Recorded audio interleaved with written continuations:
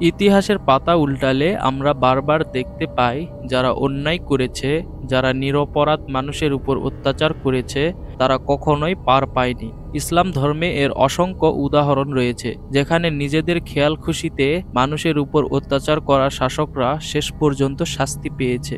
আজকের এই ভিডিওতে আমরা আলোচনা করব এমন দুই জালিম শাসক সম্পর্কে যাদের অত্যাচারের পরিণতি হয়েছিল অত্যন্ত করুণ, নমরুদ এবং ফেরাউন। এই দুই ব্যক্তির ক্ষমতা ও অহমিকার পরিণতি ছিল খুবই ভয়াবহ। প্রথমেই বলি নমরুদ সম্পর্কে। তিনি ছিলেন একজন চরম অত্যাচারী শাসক। তার শাসন আমল ছিল প্রায় 400 বছর এবং এই দীর্ঘ সময় তিনি শাসন করতেন মানুষের উপর অমানসিক অত্যাচার চালিয়ে। নমরুদ তার ক্ষমতা প্রদর্শনের জন্য এমন কাণ্ড করেছিলেন যা শুনলে আজও অবাক লাগে। হযরত ইব্রাহিম আলাইহিসসালাম, যিনি এক আল্লাহকে প্রভু হিসেবে মেনে নিয়েছিলেন, তাকে তিনি আগুনের মধ্যে নিক্ষেপ করেছিলেন।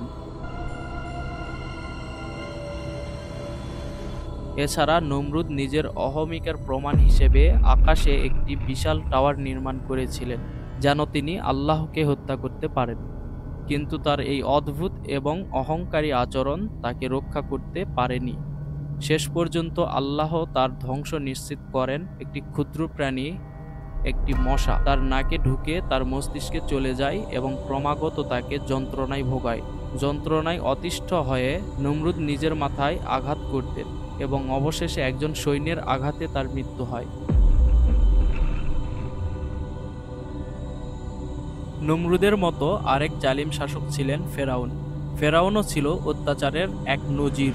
তার শাসন আমলে হযরত মুসা আলাইহিসসালাম ও তার সম্প্রদায়ের উপর নেমে এসেছিল অত্যাচারের ঝড়।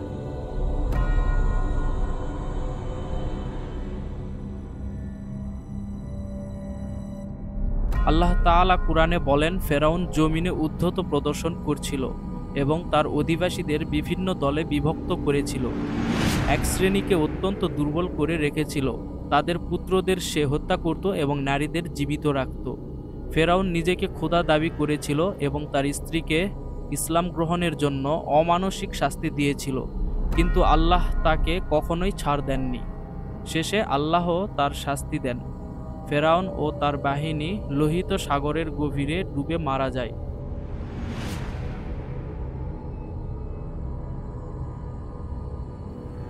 যুগে যুগে যারা জালিম শাসক ছিলেন, যারা মানুষের উপর অত্যাচার চালিয়েছেন, তারা কখনোই টিকে থাকতে পারেনি। তাদের পতন হয়েছে অত্যন্ত করুণভাবে। এসব ঘটনাগুলি আমাদের শিক্ষা দেয় যে অত্যাচার আর অন্যায়ের ভিত্তিতে কোনো সমাজ বা রাষ্ট্র স্থায়ীভাবে টিকে থাকতে পারে না।